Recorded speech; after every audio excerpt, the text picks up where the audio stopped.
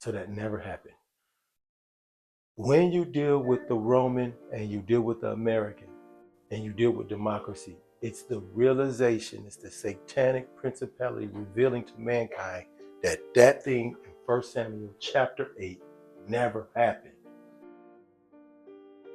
You guys didn't get to choose. Our Father gave you somebody to break your fall. So we've been trying ever since, in the name of democracy, to choose our own. And the closer we get to it, and when we can achieve it, you get trash. Like this one in there now. You get complete liars. It's everything that the scripture said. We're going to redirect all the resources of the people toward his own family, toward stuff that he's trying to do.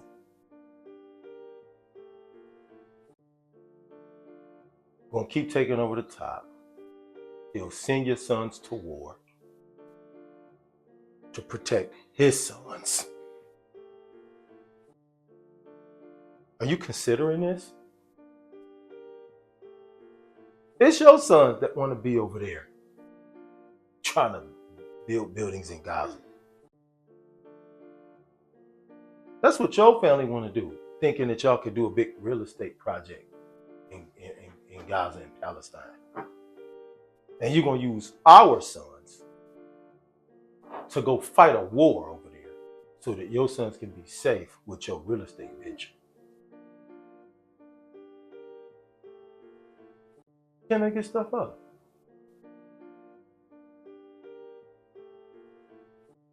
This is what the Father says when you keep striving to pick your own, because the principalities, the satanic principalities, let you know you need to create a democracy because you somehow got circumvented on that monarchy. Did you see that? You got circumvented on that monarchy one. You need to go with this democracy all over the world, where you can force you definitely choosing your person.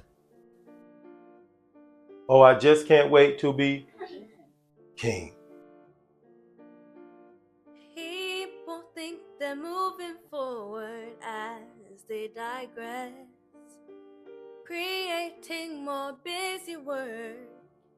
It's an effect caused by refusal of the Lord, the one who gives us purpose and guides us with his word. By his leadership we're blessed. A wall of fire between you and your enemies, a beacon of light when you find it hard to see, a savior of life when you are near the end you think, a shepherd searching when you are a lost sheep, a guard awake when you are fast asleep, a helper on the way when the hills are too steep, a teacher of wisdom when you search for better things. This is a Father, a great blessing indeed.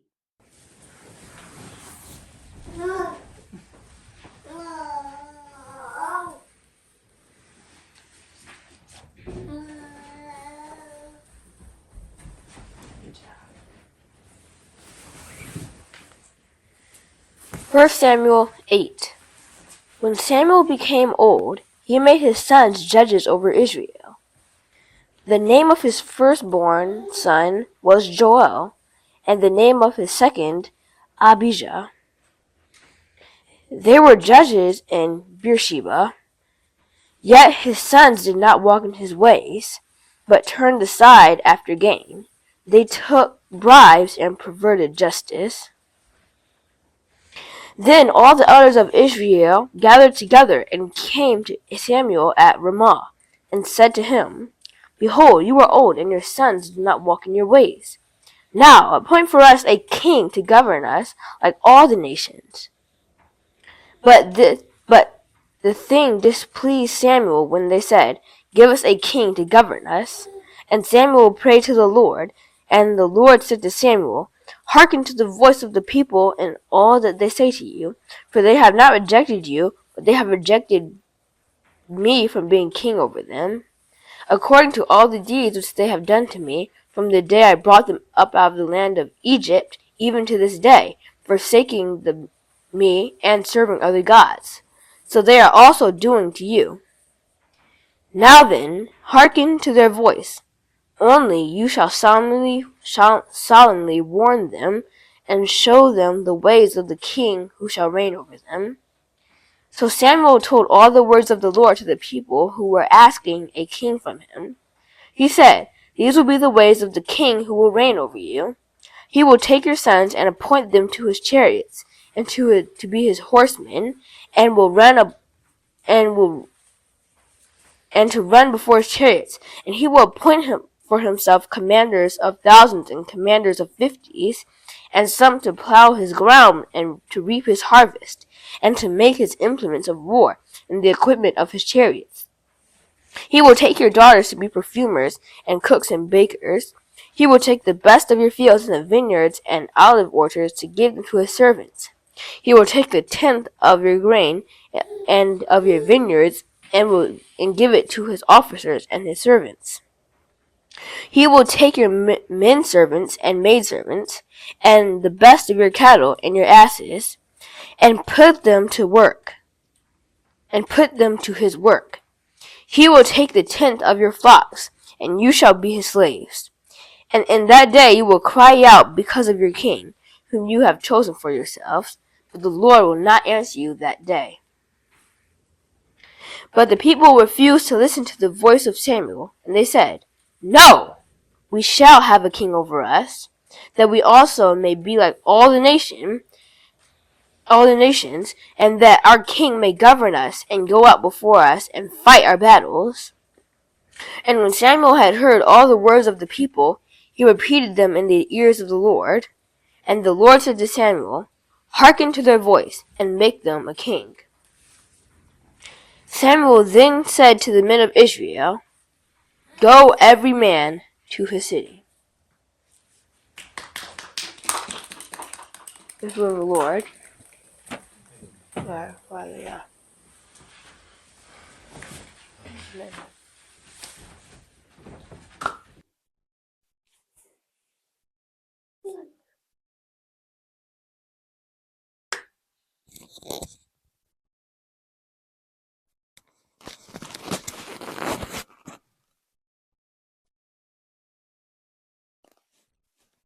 First Samuel 8. Oh, God.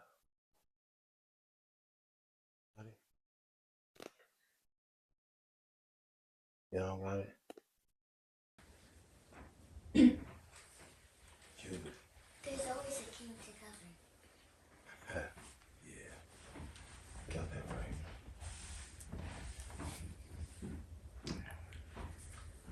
Oh, that man shot up fast. Lest thou be judged. That was Bear, then Hannah. Ephraim.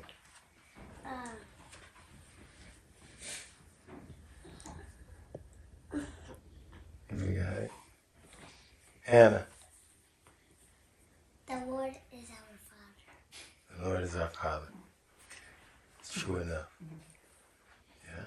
There's one king, and there's one God. Okay. Not bad. Ephraim. Starting to heat up. Starting to cook a little bit. There's one king, there's one God. There you go. Very well. Oh, wait. You had yours, but you put it down.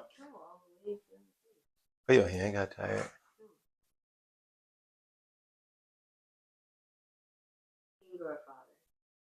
A king or a father. Okay.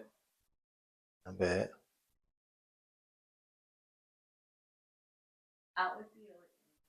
Oh, snap. Is that what you saw? Okay. Wait. Hananiah is back?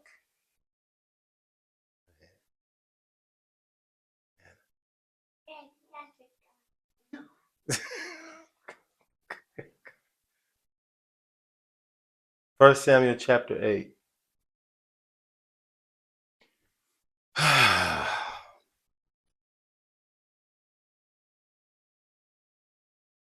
First Samuel chapter 8.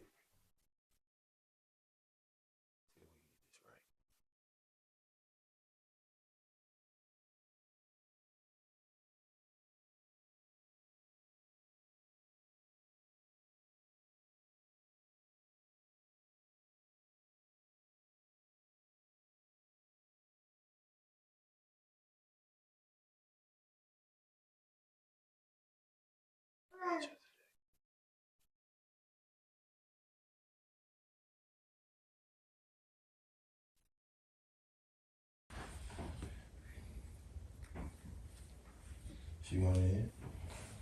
Gotcha. One you sent it out. Yeah, I thought she was gonna get it today. I thought she was gonna get it today, you guys. I really thought she was gonna get it. She was in the room when I was in the bathroom. I started whistling it. And I stopped myself. I was like, no, no, no, no, no. No, I know it is. no, no, no, no, no, no.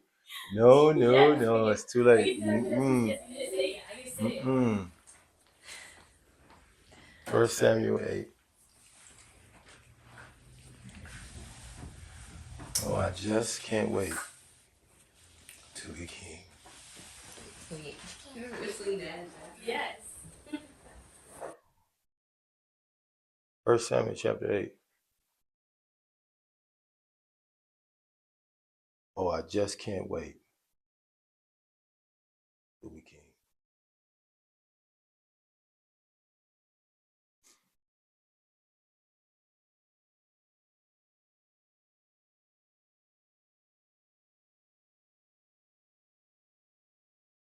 Real leadership. Our Father knows that the children need it. He knows that we need him. And because we live here on the earth, and many of us can't comprehend his presence as little children, people divorced from the faith, that are subject to the temptation of the fallen angels, those principalities. He knows that we need a surrogate, a custodian. That's called leadership. And it's a semblance of our Father's governance that we would have a family,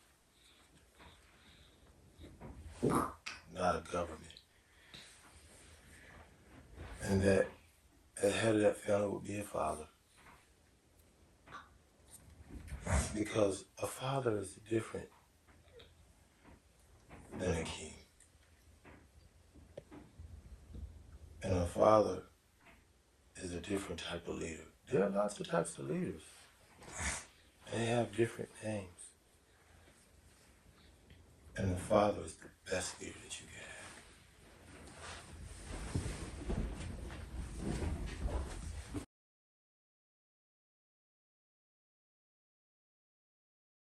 And there's only one father over our children. And there's only one father in a family. There's a father. And there's children. Guess what? That's the leadership that our Father wanted for us. What we experience on this earth, which doesn't get close, but if they do a good job, maybe you can begin to glean what it could be like the way the Father intended it.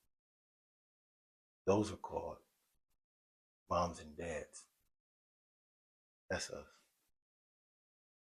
Parents. And if they do a good job, recognizing that they have a father that's also your father, you guys have a family together, you might begin to glean what it would be like to be in a family with a father and could appreciate the one and only Father of all of us. That's real leadership. That's real governance. And that's really what we should be looking for. And our Father has seen us experiment with other different types. And so he created another type of leadership. Consider this. That could be a acceptable. Did you hear what I said? I'll give it to you. I didn't say perfect, did I? Because perfect is what? Fatherhood. I hope there's no ladies up here watching. Followers, 15, 20 that feel like being chauvinist at that point, this point. But I would ask you to really come out of the temporal and go into the spiritual. Because this thing called fatherhood is bigger than anything we've experienced in terms of male or female and all of that. And me as a dad, what I experience as a father is just from the inside of me. What I experience in terms of some of the stuff that probably is fatherhood, that the father allowed me to experience, is just way bigger than any petty discussions like masculine and feminism, like who gets to be what. That's what I mean. You know what I mean? It's bigger than just that leadership discussion is what I'm trying to say. It's just huge. It's just huge. I'm not thinking of leadership when I'm there and my wife, who the Father gave to me, is going to give birth as a miracle and I'm receiving the child. I'm not thinking about no leadership. I'm thinking of love and life. And that's the crux of fatherhood. To be literally in the essence that everything that concerns you and that all of your power and efforts, consider this here because I'm going in. To be at a moment where all of your efforts, your concern, and everything powerful that you could direct toward the moment concerns love and life. Fatherhood. That's your only concern. Think about that. That's literally your only concern. And you're going to direct everything toward that. Love and life. Fatherhood. That's the biggest form of leadership. Our Father has another one that is acceptable. Did you hear what I said? Did I say perfect? Acceptable. That is the next level of leadership. I'm just breaking it down for you guys in a way you can understand. Just put some order to it. The next level underneath that's acceptable. Can anybody guess it? Come on.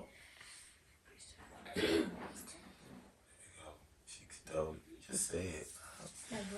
I need confidence. Is the what? The priesthood. The priesthood. And in this chapter, you guys, consider. In this chapter, we're experiencing a discussion between, well, not everybody's there, but it's a discussion, an internal discussion that involves the children, of course, and the priest and the father. You see that? And the father is saying, well,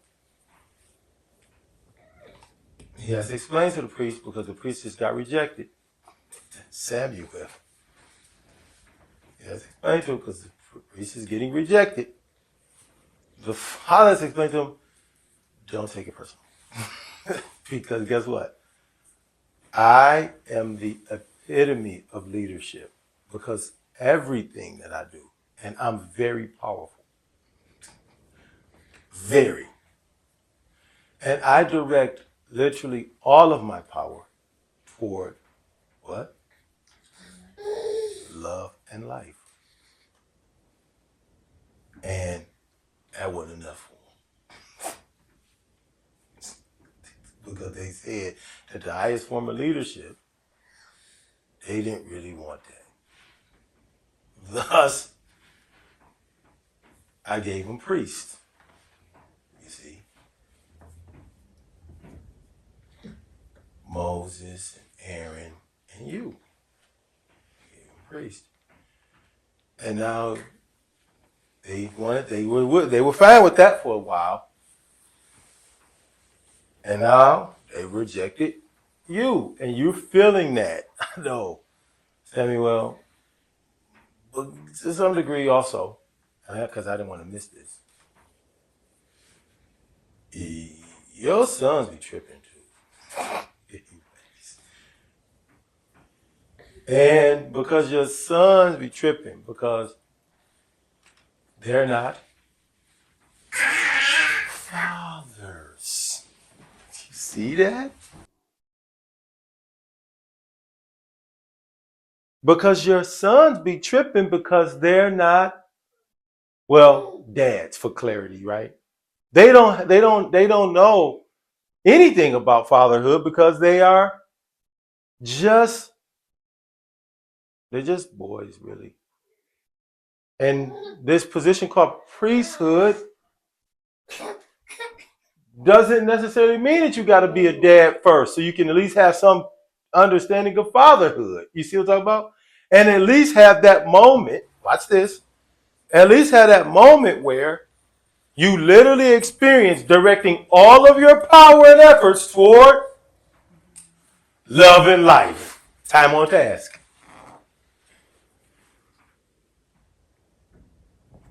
Me, I got time on task because I had 8 kids and I was there for every single one of you guys. I didn't. They couldn't put me in the lobby.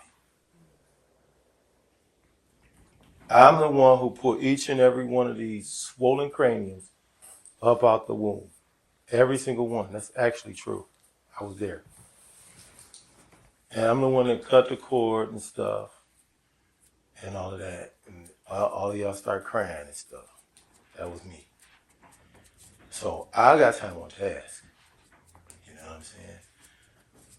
Literally thinking about nothing else other than love and life. And then directing every part of me toward the establishment, the maintenance of that. But Samuel's sons have become priests and they haven't experienced that miracle. So the people come complaining about the leadership. Because a priest doesn't have to be a father. He doesn't have to be a dad. He doesn't have to be a dad that has some father type experience. You understand? Only a father can be a father. So them sons are running around there, they're priests. You understand? And they like doing stuff. And the people come like, bro, Samuel, you were good to us, but your sons are not good. So we're thinking of a different type of governance. That's what happened. You good. So we could roll with that. Priest. We know it's not fatherhood, but we could roll with the priest. It's acceptable, but not these ones. Not them two. They're your son. You love them. But they're not doing right because they don't have the same type of qualifications as you. Don't have the same type of experience. They don't have the same type of commitment. And we're not feeling that enveloping hand that says, I'm about to direct all of my resources toward your life and the love of you forevermore. And so they say, let's try another one. And that was hurtful to Samuel. And the father got to explain it to him. It's not that they got to go through this. So he says, but explain to them this new thing so that they understand it. And we come now to the third type of leadership.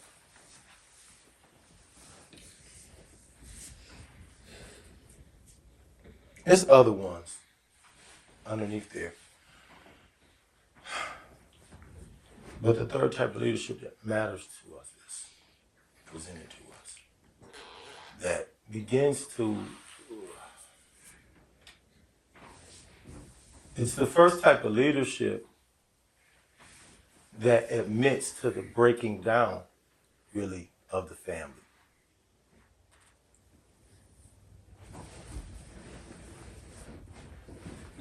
But I've got a little good news, because that sounds bad. It sounds like it's really bad, but we got to know that our Father's love is not conquerable. It's not even measurable. So within every I'm going to call this concession. Do y'all know what the word concession means? To be able to give,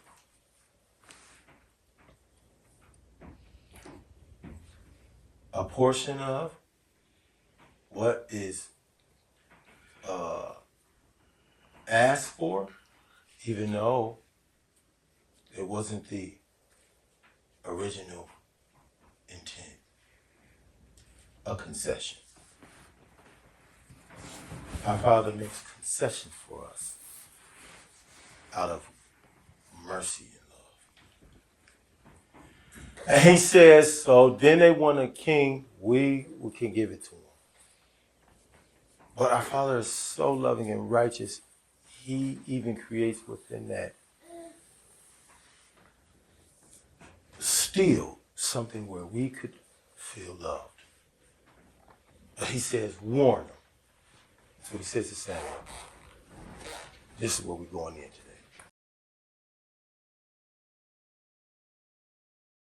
Oh, I just can't wait to be king. The symbol of all of that. Earthly lineages, of which Saul is one of the first, and David is considered to be one of the best. Considered to be. But you have Josiah. You have a bunch of them. Anyways, he says, specifically explain to them that this new leadership that they're going to be introduced to, I'm going to now explain what that looks like, because you know what a father, you should know what the fatherhood is. I explain that.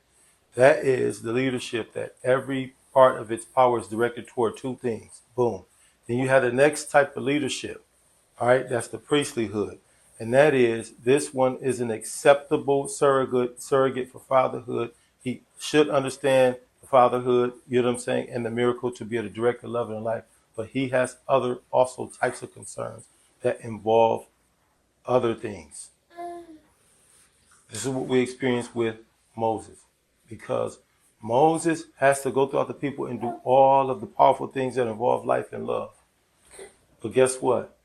Moses also has his own family. And Moses also has emotional limitations. Did you see that? Moses has emotional limitations. Did I tell you that I could come to that moment and the life is bursting forth? And did I tell you that I can experience emotions that say, I'm mad at her right now because she didn't make pancakes this morning, and not be able to support her? Did I say I could do that?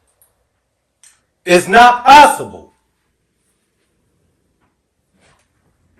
There's no possibility in that. If you understand fatherhood, there's no possibility. So I'm just trying to tell you that dads out there, if you're a dad, if you become a dad and you can be within a moment like that and you have other types of emotions. She was being harsh toward me on the ride here because I wasn't going fast enough. Or she was in pain, you know what I'm saying? And she was being upset. Now I'm also upset. And as the baby come, I'm feeling emotions of like, I don't really know if I really want to help or do this or be here because I'm just cranky. I'm telling you that happens to dads. I know about this. I've seen it. And dads will check out like, I'm just going to wait in the lobby. I'm telling you, you got to do better. Because that's not fatherhood. Because when you have fatherhood, you don't have emotional limitations on the power that you can direct toward the maintenance of love and life. You see that? It's paramount. You don't have that. So here, anyways, that's off to the side. That's on the topic of the kings and these sons. And this new thing that our Father is explaining is this. There's Moses. Now I'm going to introduce to you kings. And he says, the king, though priests are closer to Father because they have all of that life and love, power, but they have emotional limitation. You understand? A king is even further down. And he said, Samuel, just let them know what they're getting into. And he explains it. Everybody heard it. Well, let them know that they go get this king because I'm making a concession. But that the king is going to, watch this. This is big. I think about this a lot because I've been in leadership before and I'll be in leadership again on this earth in a place where people demand different types of leadership. And our Father has said, well, give it to them and try to do the best that you can. So that one day they will desire me and family, and that'll do it for them. So you have to consider that when you're doing leadership, and that's what this sermon is about. Oh, I just can't wait to be king. When you're considering yourself as a leader, you have to keep in mind fatherhood and what that's about. And when you're considering yourself as a leader, you have to also consider what our Father has said about different types of leadership outside of fatherhood. And when you find yourself as a priest, you have to consider what that means and how close that should be able to get to fatherhood. And when you consider yourself a king, you have to consider what that is and how close it can get to priesthood, which is the level above it, you see, and how close that can get to fatherhood, considering it's going to be more difficult.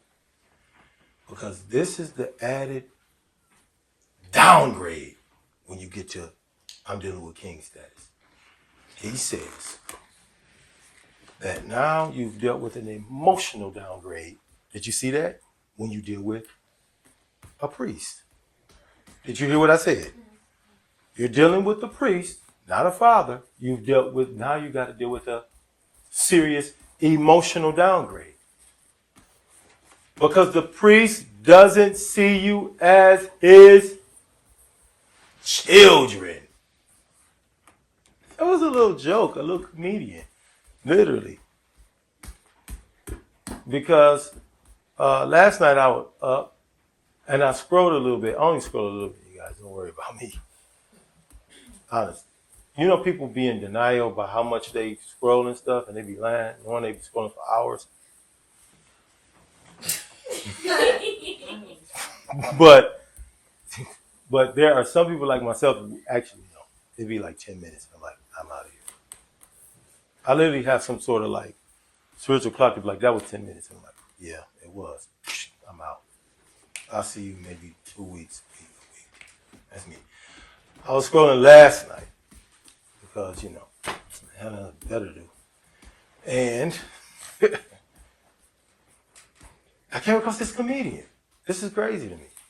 But this is just how the Father works. He sent it to me and he helped me prepare for my sermon. And I didn't know what I was going to preach. And the comedian walks across the stage back and forth, like so. Not that I'm a comedian. And he's walking back and forth, and he's like, I'm a single man, and I've been dating these ladies. He says, I'm a single man, and I've been dating these ladies. Pay attention. And the thing about the problem with dating these ladies,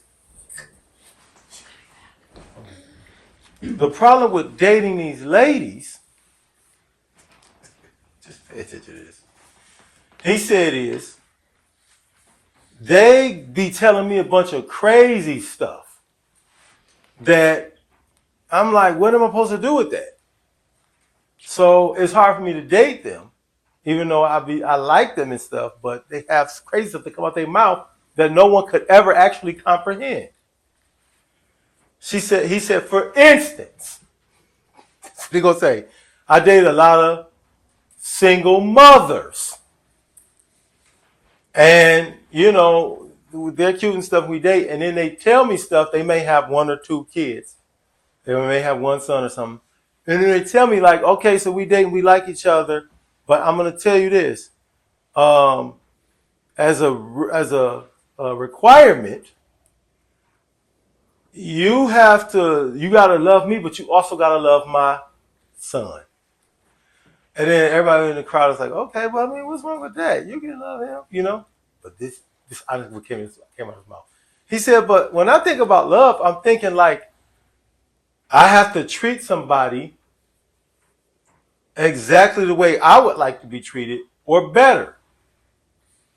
And he was like, I was thinking to myself, I could probably do that for you, but I couldn't do it for him. That's the crazy part.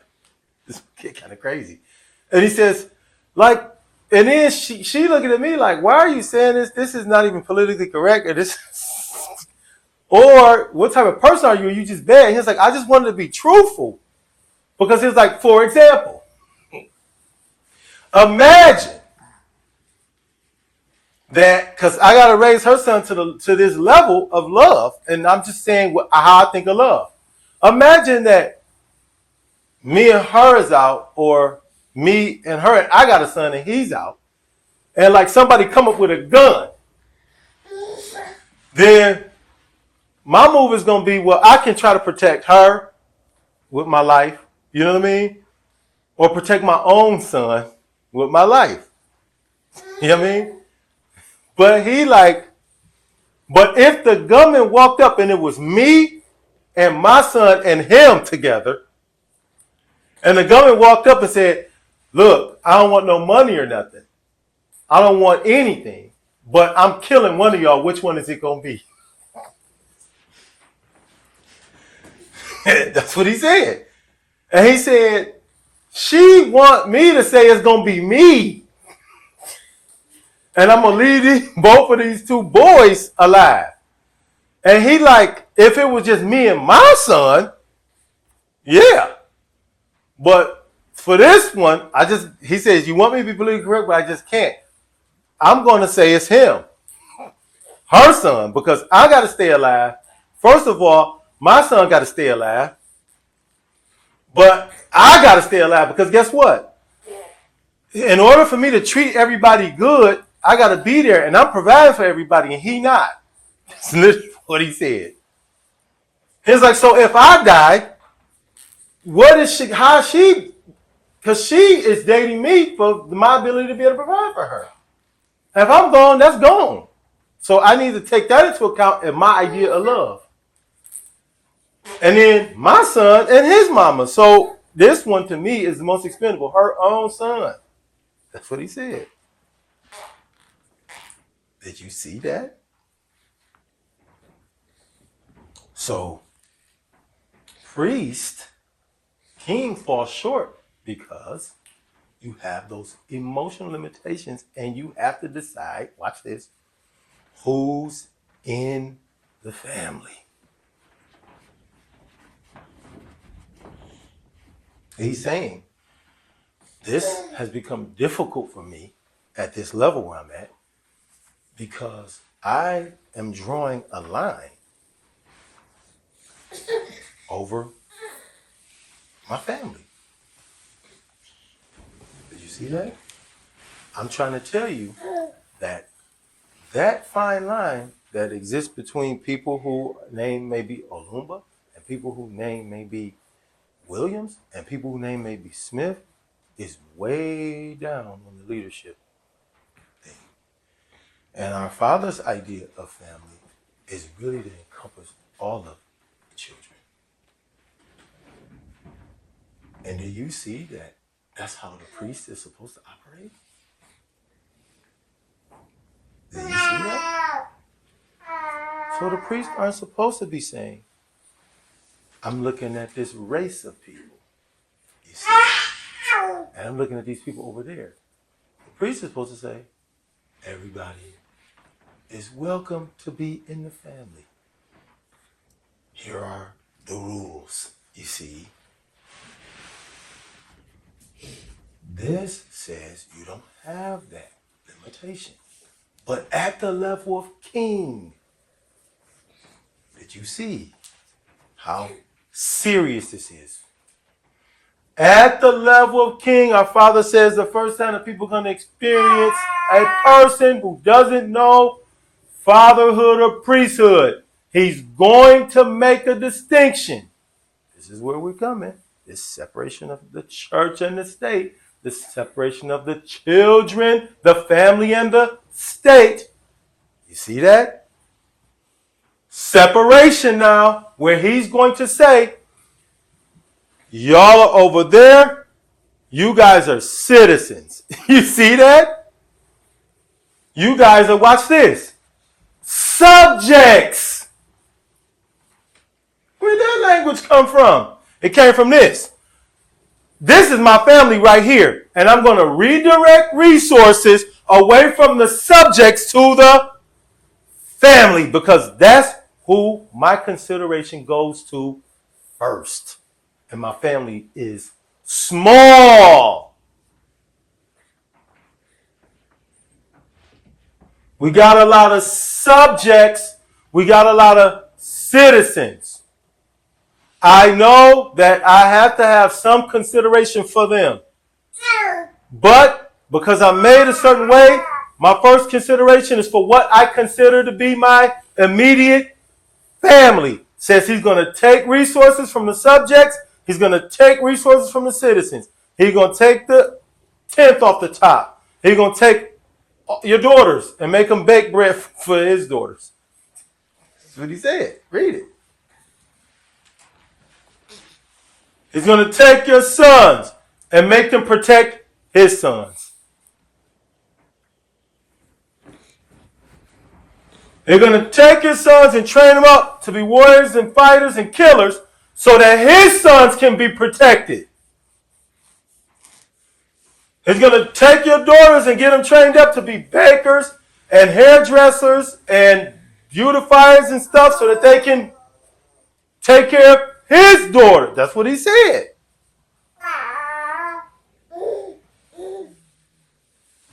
Because kings don't understand family like priests, and they certainly don't understand it like fathers.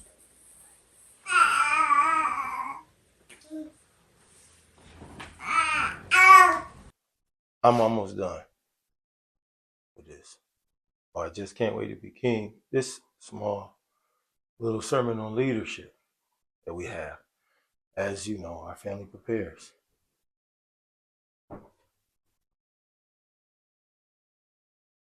This is what I received, you guys. that in this imperfect existence, we have to know what perfection is. That's why the Christ was given to us. And that no matter what the circumstance, that as children of God, we always push toward perfection, to bring every imperfect system, to bring every imperfect institution, including the families that we're in, back to the level of perfection that our Father has shown us that He intended things to be. It's why that immediately after our Father says, they're going to want this king, I'm going to make the concession to give it to him. But this is what kings do. And he said, listen to this. This is key. That kings are often chosen by people. Did you see that? I'm going to show you something. Kings are chosen by people. That's what the scripture says. Go read it. And people are always bad at that. They like to pick the wrong one. And then when they pick them, it's going to be exactly what I said it's going to be. And they're going to be oppressed. But this is what the Father said. In these instances, and this is why America is really important from a historical perspective, and so is, Rome and stuff like that. It's because they tried to actually create a system. Listen to this. They tried to actually create a system where they could choose their leadership. And you're like, what's wrong with that? That's what the Bible said. No. I'm going to show you this right here in the chapter. The Father said, yeah, because they want to be able to choose it. And they're going to choose a king, and it's going to be really oppressive. And you're just going to be right back to the drawing board, and they're going to start crying and complaining again. But I'm their Father. So it all come back. It has to stop with me anyway. So I'm going to make some concessions, but I'm going to make them my way. You see that? And he said, so if they choose, they're going to choose a king. We're going to give them a king. And that's what he said. They usually choose the king, but you going to do it. Did you see that? But now when you're dealing with Roman America, you're trying to deal with the first systems that understood that. Just, you see that? You got to see that satanic hand. You're dealing with some of the first systems that recognize that didn't happen. They were like, wait, we wanted to have a king and choose it ourselves, and then the Father went undermined us, like fathers often do to kids. Oh, I know what you want. Yeah, go ahead and do it that way, and then we just make some little quick moves to make it like a soft landing for you because you made a raw decision, and we just got tired of telling you no. We got tired of telling you no and being the hated one, so we just said, all right, go ahead, and then we made some quick arrangements so that when you crack that head wide open, when you Humpty Dumpty off the wall, that instead of cracking your whole thing open that you can't be put together again, we done did something to create a soft landing for you. That's what our Father does. And this is what he did. He said, they're going to think that they chose him, but really I gave him somebody. Are you there? He said, Samuel, but this will do so that your feelings can be spared. You see what I'm talking about? And they can kind of get what they want. You could go choose somebody. You see how Samuel gets feeling better again? Because he's like, they rejected me, God. Really, they rejected your sons because your sons are trash, but I get it. But don't worry, you'll get to pick this king. This is our Father operating in love, understanding where everybody's at. Samuel, you'll get to pick them. We're going to pick this guy, and then they'll get what they want. You get what you want. I'm the only one not getting what I want, but that's going to be all right. Real fatherhood. I'm going to take care of all y'all. So Samuel gets to pick, they get to get a king. It specifically says in the scripture that people choose the king. That never happened. Because the priest was choosing the king. And our father was letting him know who would be good. You see that? So that never happened. When you deal with the Roman and you deal with the American and you deal with democracy, it's the realization, it's the satanic principality revealing to mankind that that thing in 1 Samuel chapter 8 never happened. You guys didn't get to choose. Our Father gave you somebody to break your fall. So we've been trying ever since, in the name of democracy, to choose our own. And the closer we get to it, and when we can achieve it, you get trash. Like this one in there now. You get complete liars. It's everything that the scripture said. Gonna redirect all the resources of the people toward his own family, toward stuff that he trying to do.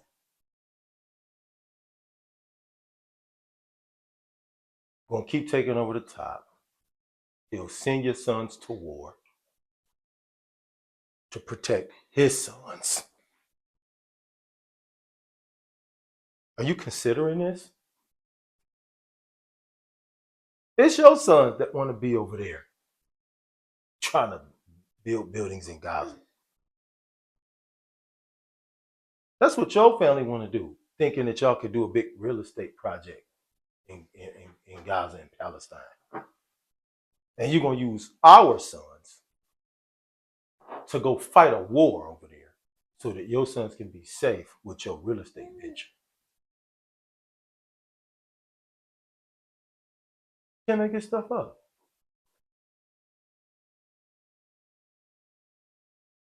This is what the Father says when you keep striving to pick your own, because the principalities, the satanic principalities, let you know you need to create a democracy because you somehow got circumvented on that monarchy one. Did you see that? You got circumvented on that monarchy one. You need to go with this democracy all over the world where you can force you definitely choosing your person. Oh, I just can't wait to be king.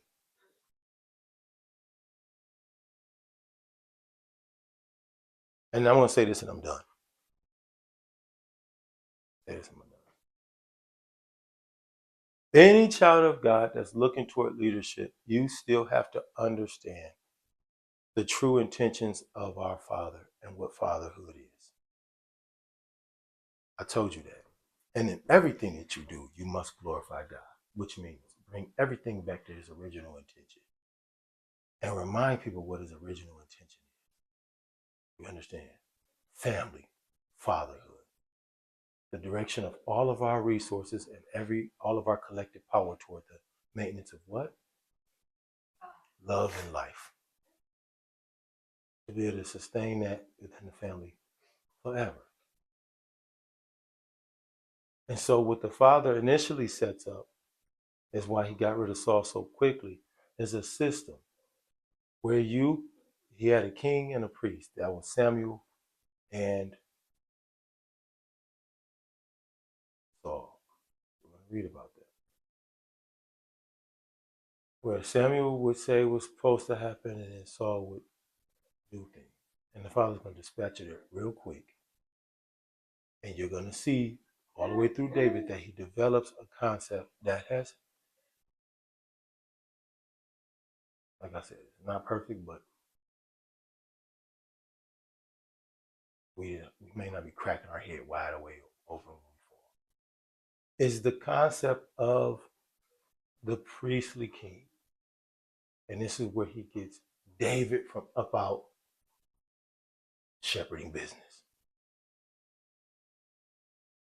To say, we can have at least somebody who understands priesthood and fatherhood and tries to bring some of that and love to this position.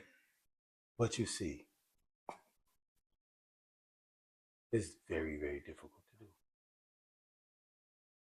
But in leadership, if you find yourself in these positions, understand that every leadership as a righteous one, a child of God, is based upon, it must be based upon, and it has to keep coming back to the concept of family and fatherhood.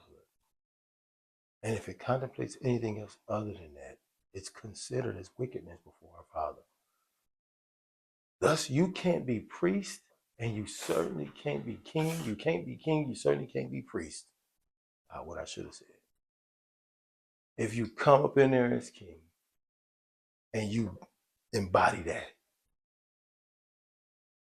When I say that, that which was told Samuel, the king that's chosen by the people, would be. Kings chosen by people, kings chosen by God. Of which our Father says, you can never be divorced from leadership chosen by me. I'll never let that happen to you. That's actually a promise. So if you're a child of God and you understand that in the keepings of that promise, you have to provide good, righteous leadership. This sermon today, entitled, "Oh, I Just Can't Wait to Be King." If you're a child of God and within your purpose, the Father has given you the desire to have good leadership into your communities, you must understand that the crux of good leadership is family and fatherhood, which is that all of your power and influence, everything that you can muster together, your prayers, have to concern the maintenance of love and life of the entire family. That's everybody that's there. Got it? That's him.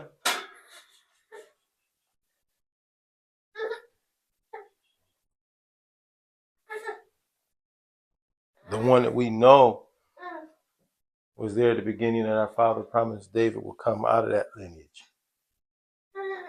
Of at least those kings that would have the understanding that this has to do with priesthood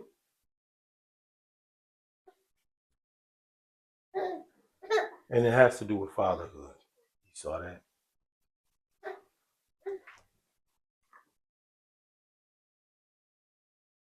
David, who was in the middle of his kingship and at the beginning of it, danced and danced and then told the Father, wait, but how can I glorify you?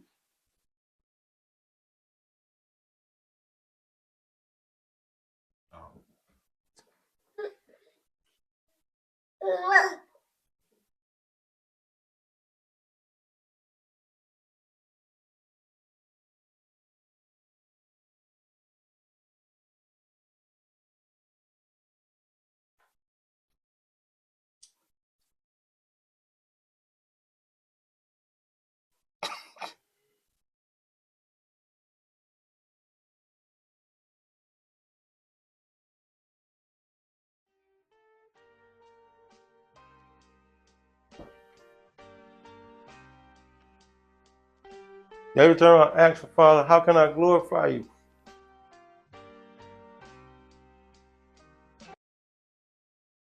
It said that David was one king that understood the concept of love and family. That you could lose one sheep and be like, nope. That you can lose one sheep and be like, nope. I'm going to direct all of my resources and energy toward love and life and go get him. Oh, man.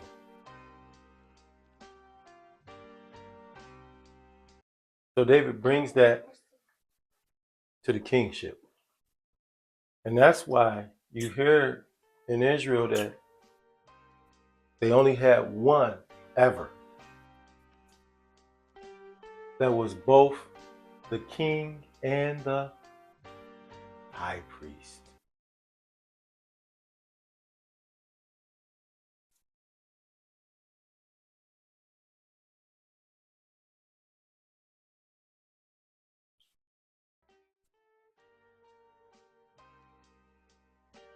One time.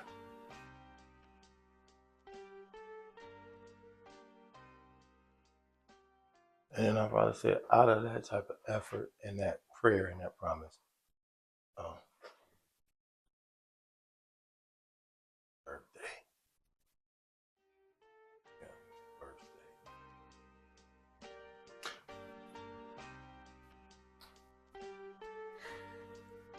Yeah, birthday. That is a birthday girl. And Jubilee.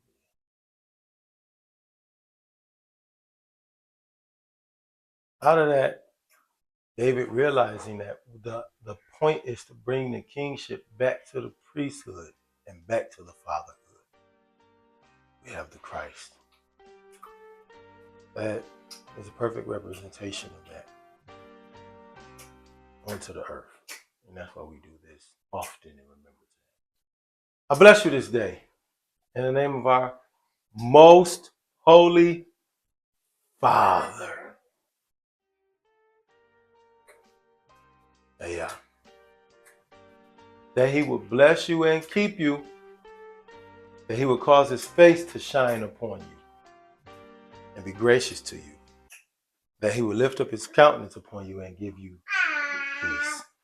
Pray in his most holy name and in the name of the Son, the Christ, the Messiah, Yeshua, Mashiach,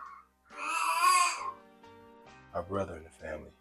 In the name of our Father, Yah's most holy spirit, Yahweh.